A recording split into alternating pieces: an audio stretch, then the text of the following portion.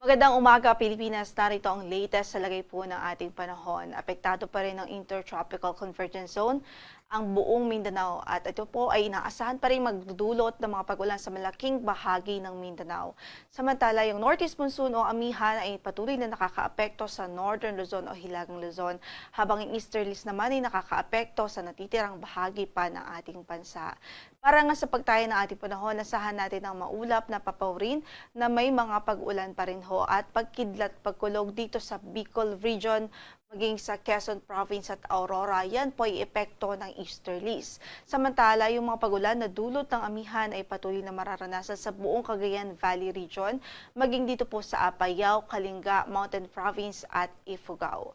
Sa natitirang bahagi naman ng Northern Luzon, asahan natin na isolated light rains o pulupulong mahihinang mga pag-ulan dahil din po sa amihan. At of course, makakaranas pa rin ng may kalamigang panahon, lalong-lalo na po sa madaling araw at gabi.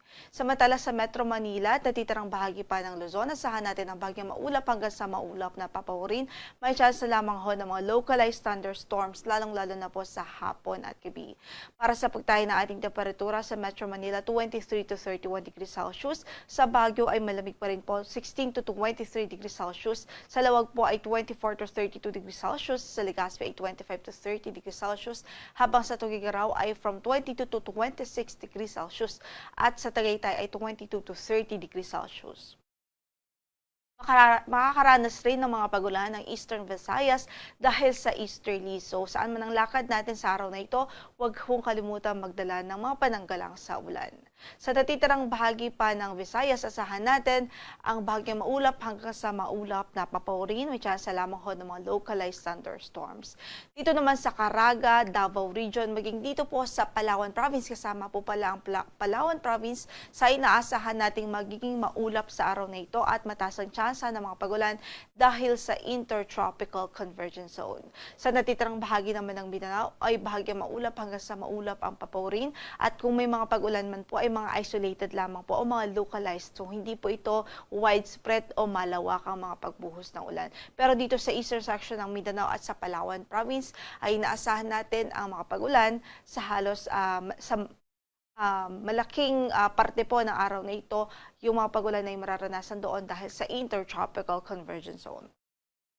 Sa pagtayo ng ating temperatura sa Davao ay 24 to 31 degrees Celsius ang inaasahan. Gayon din sa Cagayan de Oro, 25 to 31 degrees Celsius. Sa Tacloban, sa Cebu ay 26 to 32 degrees Celsius. Gayon din sa Iloilo, 25 to 32 degrees Celsius.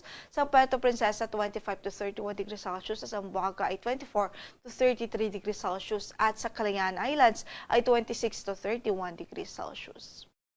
Wala rin po tayong gale warning na nakataas ngayon sa anumang bahagi ng ating mga baybaying dagat, at sa kasalukuyan, banayad hanggang sa katamtaman ang magiging pag-alon sa malaking bahagi ng ating karagatan. Pero dito sa Northern Luzon at sa eastern section o eastern seaboards po ng Central Southern Luzon, maging ang Visayas, ay inaasahan natin ang katamtaman hanggang sa maalong kondisyon ng karagatan. Kahit ingat pa rin ang ating manaragat, lalo po yung mga gumagamit ng maliliit na sasakyang pandagat.